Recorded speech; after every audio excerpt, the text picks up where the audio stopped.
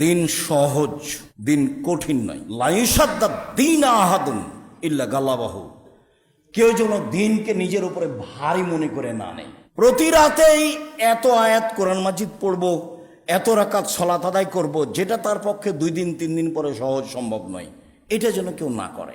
যেটুকু পারবে সেটুকু যেন সিদ্ধান্ত নেয়। এই কথা বলার পরে রাসূল সাল্লাল্লাহু আলাইহি সাল্লাম বলছেন, ফাসাদ্দেদু, পৃথিবীর মানুষ ইবাদতে মধ্যম পন্থা অবলম্বন করো। পৃথিবীর মানুষ ইবাদতে মধ্যম পন্থা অবলম্বন করো। ওয়াকারেবু, নিজের শক্তি সামর্থ্য অনুযায়ী সম্ভবপর সাধ্যাতীত ইবাদত করো। ও আবশেরু, আল্লাহর পক্ষ থেকে সুসংবাদ গ্রহণ করো। আল্লাহর পক্ষ থেকে সুসংবাদ গ্রহণ করো। ওয়াস্তাইনু বিল গাদওয়াতে ওয়ার রাওহাতে ওয়া শাইইম মিনাদ দুলজা, আর সাহায্য চাও আল্লাহর কাছে সকালে বিকালে, রাতের কিছু অংশে। সকালে বিকালে, রাতের কিছু অংশে। সকালে বিকালে, রাতের কিছু অংশে। সকালেও জিকিরে থাকতে হবে। কাবলা তলই শামস কাবলাল গরুব, সূর্য ডুবার আগে, সূর্য ওঠার আগে, সূর্য ডুবার আগে, সূর্য ওঠার আগে, সূর্য ডুবার আগে, সূর্য ওঠার আগে। সূর্য ডুবার আগে আল্লাহকে ডাকা কাজটা কঠিন। তখন সবাই ব্যস্ত থাকে, দোকানপাটে থাকে, ব্যবসা বাণিজ্য নিয়ে থাকে, চায়ের স্টলে থাকে। এটা খুব কঠিন।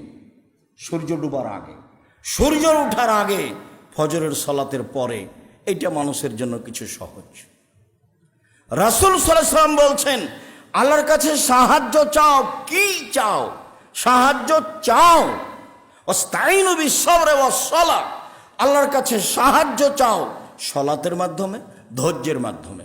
সালাতের মাধ্যমে, ধৈর্যের মাধ্যমে চাও, অবশ্যই দিবেন। হয় যেটা চেয়েছো সেটাই দিয়ে দিবেন, আর না হলে আর একটা বিপদ আসছিল, তুমি বুঝতে পারোনি, চাওয়ার কারণে ওটা ঠেকিয়ে দিয়েছে। আর না হয় বিনিময় পরকালে দিয়ে দিবেন।